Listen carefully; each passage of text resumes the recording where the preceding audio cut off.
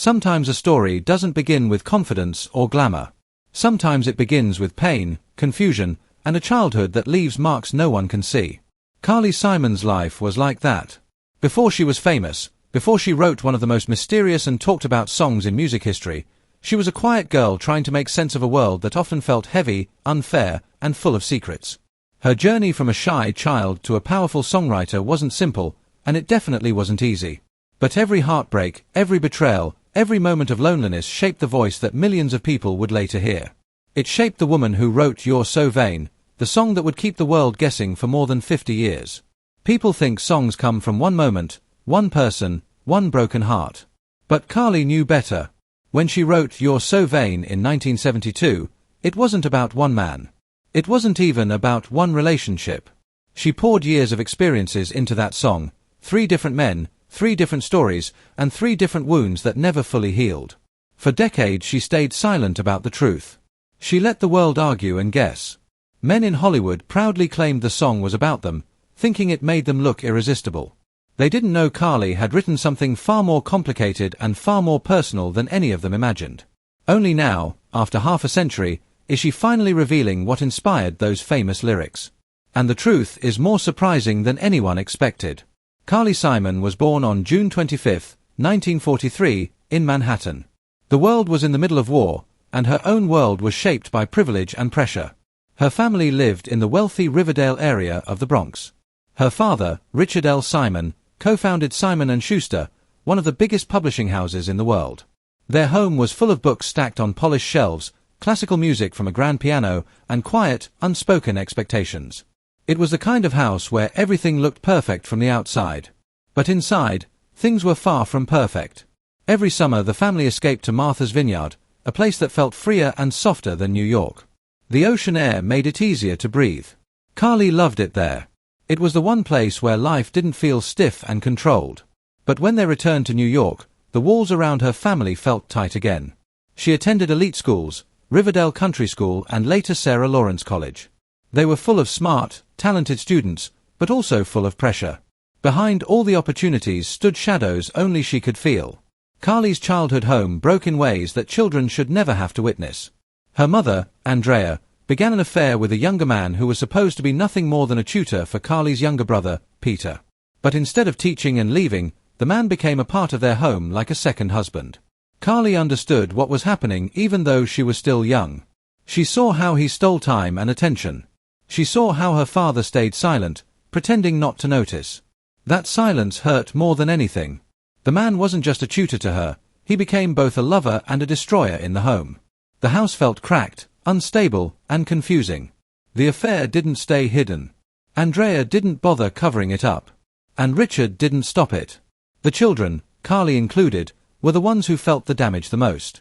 Carly later said the affair hollowed out the home and left a shadow that followed her for life. But something even worse happened to Carly when she was only 7 years old. A teenage family guest named Billy, who was about 16, came to visit. He was older, stronger, and someone the family trusted. What began as innocent summer play, skinny dipping, turned into something dark and unbearable. In a pool house shower, he assaulted her. It didn't happen just once. It happened during several summers. Carly tried to tell her sisters, but they didn't believe her. They thought she was pretending to be grown up. When her mother eventually found out, the punishment was almost nothing. Billy was sent away for only a month. After that, the family never spoke about it again, as if silence could erase the damage. But it didn't erase anything. Carly was left alone with the trauma. She developed a stutter. She carried shame she did not deserve, and it shaped how she trusted, how she loved, and how she wrote. At 10 years old, Carly finally found a small window out of the pain, writing songs and poems. Her father played Chopin and Beethoven at home, and music became a second language for her. She picked up a ukulele from her jazz-loving uncle, and slowly, the melodies she created started giving shape to her emotions. She couldn't always speak easily because of her stutter, but the words flowed freely on paper. Her dyslexia made traditional learning difficult, but it pushed her toward rhythm and creative thinking. Writing became her lifeline, her way of breathing when everything else felt too heavy. Her family background was complicated. Her father was a German Jew. Her mother was Catholic with Cuban roots and believed their family had Spanish and Moorish ancestry.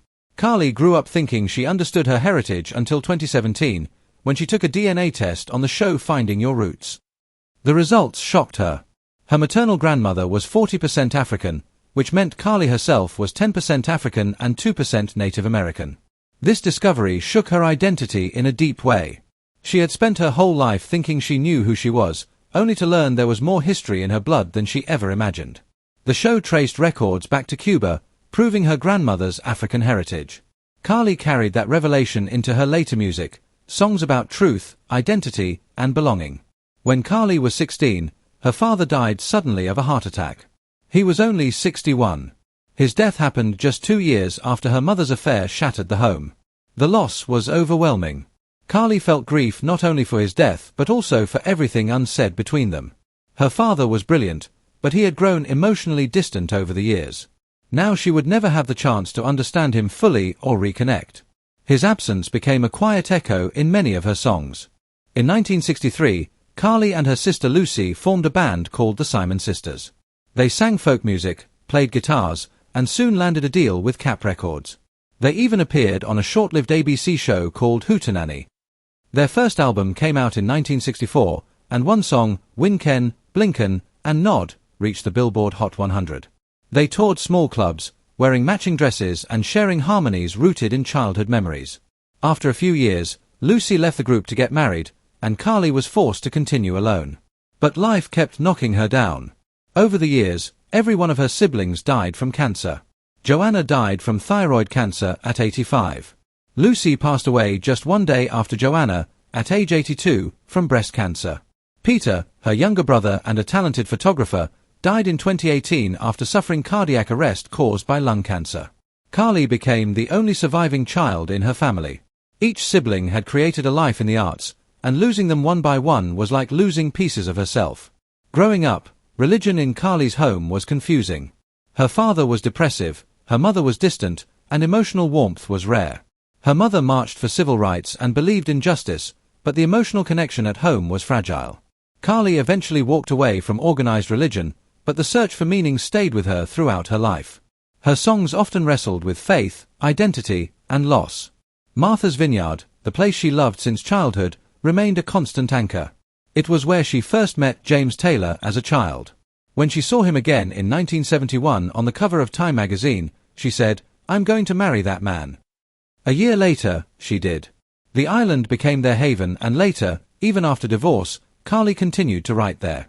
She wrote much of her memoir Boys in the Trees in her secluded home on the island, a place she called Hidden Star Hill. As a young adult, Carly tried college at Sarah Lawrence but didn't stay long. She left school to pursue music with Lucy. She traded academic comfort for the gritty, unpredictable Greenwich Village music scene. It was a big risk, but she believed in her dream. She played at legendary clubs like the Bitter End, but anxiety followed her everywhere. Stage fright overwhelmed her so badly that she collapsed during one show in Pittsburgh. Her stutter returned, and performing became a battle every night. She sometimes relied on tranquilizers to get through shows. In 1966, Carly attempted to go solo. She worked with Albert Grossman, who managed Bob Dylan. She recorded with members of the band, but the producer crossed a personal boundary. He made an unwanted move. Carly refused, saying, "I'm greener than that." She walked away, and the album was never released. The experience taught her to protect herself fiercely and never let anyone control her music or her path. Her breakthrough finally came when Jacob Brackman heard her demos. They collaborated on the song That's the Way I've Always Heard It Should Be, a deeply emotional track that became the first song on her debut album. It reached number 10 on the Billboard Hot 100 and earned her a Grammy nomination. The song was raw and honest, capturing everything she felt about relationships, pressure, and truth. Before fame found her, Carly worked odd jobs, modeled occasionally, and struggled like many artists do. Stage fright nearly ended her career before it even began. But she didn't quit. She kept going. In 1970, Elektra Records founder Jack Holzman heard a live demo of her song Alone and immediately knew she had something rare. He signed her, and in 1971, her self-titled debut album was released. It reached number 30 on the Billboard 200, marking the beginning of the career that would eventually produce one of the most iconic songs in history. Her story is one of pain turned into art, silence turned into voice, and wounds turned into lyrics. And through every struggle, Carly Simon became the woman who wrote songs that the world still listens to, still feels, and still wonders about. She recorded the album in just 4 days. Money was low, the schedule was tight, and everything felt rushed. But even in that pressure, her songs came from the deepest parts of her heart. One of them, Alone, grew out of therapy sessions and long nights where she felt completely invisible. The song hit people hard, especially anyone who had ever felt lonely. When the album reached number 30 on the Billboard 200, it was a huge moment. She didn't have massive promotion or a big machine behind her, yet more than 500,000 people bought that record. It meant something. People connected with the honesty in her voice, especially women who weren't used to hearing their private fears reflected in pop music. Then came the spark that changed everything. Her first single, That's the Way I've Always Heard It Should Be, didn't just question marriage, it challenged it. It grabbed the idea of the perfect marriage and forced people to look at the pressure behind it. In 1971, songs didn't do that. Some radio stations banned it. Others played it non-stop. It reached number 10 on the Billboard Hot 100 and became a national conversation. People argued about it, memorized it, and reacted to it with shock. She and Jacob Brackman had written something so bold that it shook people. But that shock made the song even more powerful. Overnight, Carly wasn't just another singer. She became a voice of truth. In 1972, she won the Grammy for Best New Artist. It should have been a joyful moment, but when she stepped on stage, her anxiety overwhelmed her. Her hands shook, her mouth dried up, and she could barely talk. She later said it was one of the scariest moments of her life. Beneath the lights and applause, she was still fighting fear, panic, and the pressure to be perfect. Fame felt like a crown of thorns, beautiful from afar but painful to wear. That same year, she almost died. After a painful breakup, she took too many Quaaludes, far more than anyone should. Someone found her unconscious and rushed her for help. In her memoir Boys in the Trees, she didn't hide the truth. She admitted that she came frighteningly close to disappearing. Fame didn't protect her from heartbreak. Sometimes, it made it worse.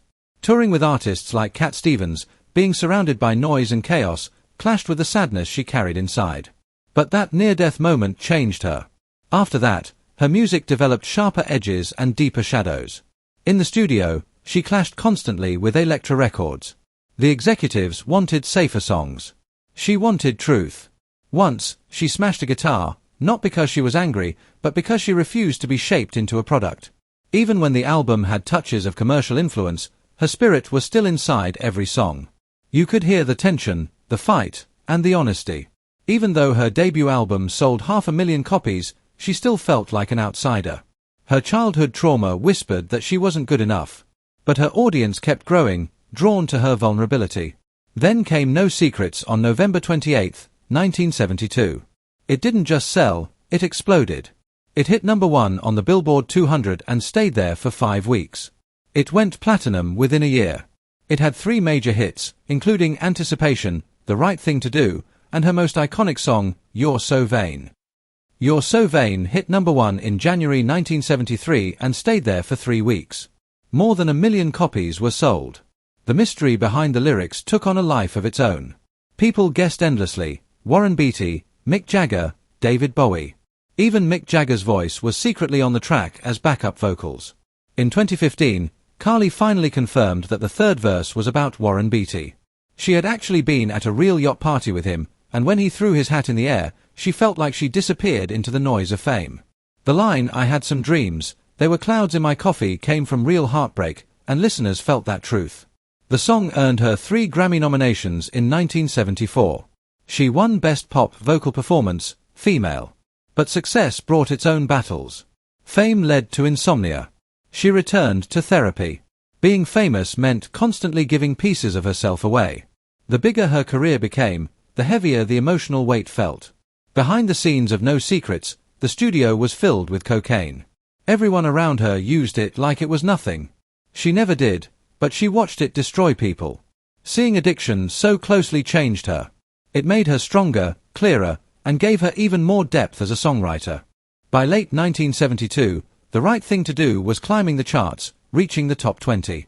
The song captured the early sweetness of her relationship with James Taylor. They had married on November 3rd in Paul Simon's apartment. The next night, they announced it on stage at Taylor's Radio City Music Hall show. Carly had once seen James on a magazine cover and told her sister, "I'm going to marry that man." And she did. Their chemistry was powerful, but their problems were too. In January 1974, their daughter, Sarah Maria, was born. Shortly after, James admitted he was using heroin again. He flushed the drugs in front of her, but the addiction returned. Their life became a roller coaster, moments of love followed by emotional breakdowns and fear. Carly recorded Hotcakes while pregnant. It was released on January 11, 1974, and shot to number 3 on the Billboard 200. She appeared visibly pregnant on the album cover, something unheard of at the time. Mockingbird, her duet with James, became a top 5 hit. Haven't Got Time for the Pain reached number 14. Despite her success, her marriage continued to crumble.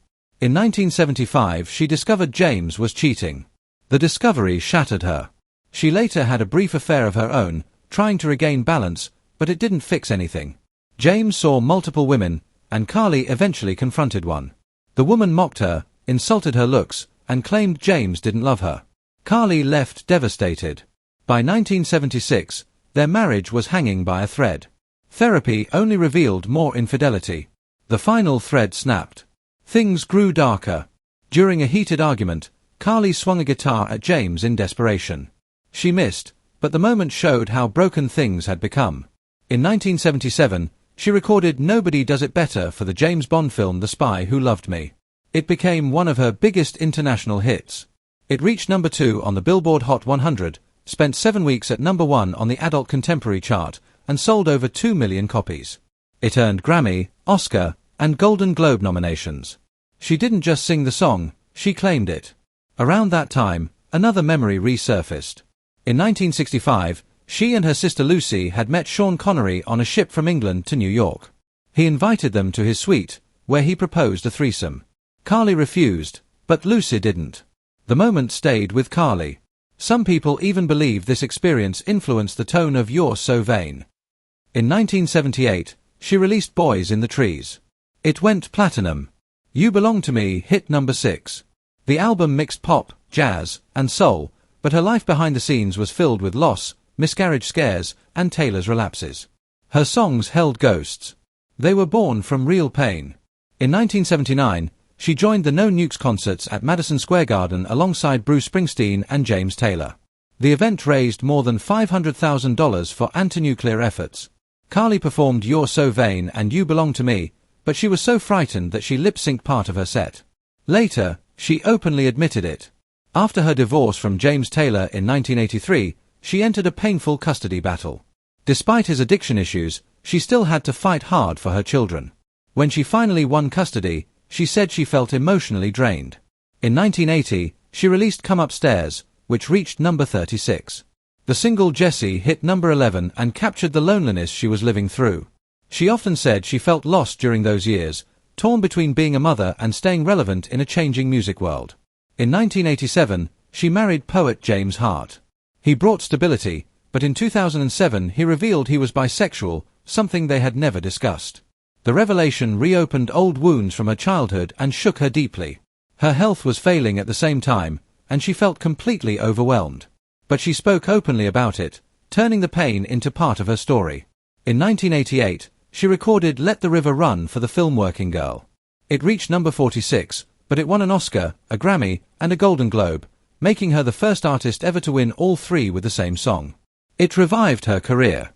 In 1982, she discovered she had vocal nodes. Surgery was risky, but she took the chance.